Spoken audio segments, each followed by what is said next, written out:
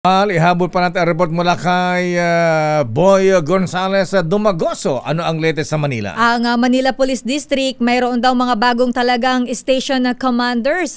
Saang station to o mga presinto to, RH29. Boy Gonzales, Boy. Sister Ella Lakaya Dayon, nagtalaga ang Manila Police District ng 4 na bagong station commander at nagsagawa ng malawak na resyapo ng mga opisyal.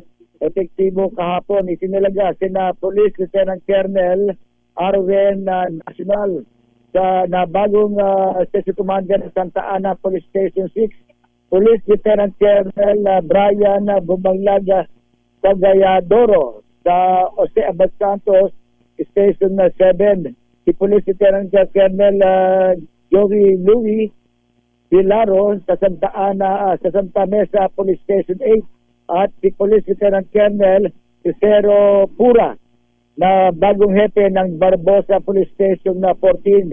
Kasabi nito, binilasa rin ang designation ng 5 assistant chief at nilipat sa iba't ibang unit ang ilang opisyal sa bilang sina Police Lieutenant Colonel Paulo Jun Onesa Abrasado, Police Lieutenant Colonel Ronaldin Aquino Colita sa District Operation Division. Ang mga kautusan ay inilabas sa atas na rin kay Manila Police District Director, Police Brigadier General Arnold Abad, at pinagtibay ang hepe ng EPRMD ng MPD. Ito si Gonzales para sa Arizona sa Pilipinas, una sa Pilipino. Maraming salamat, Ninoy Boy G.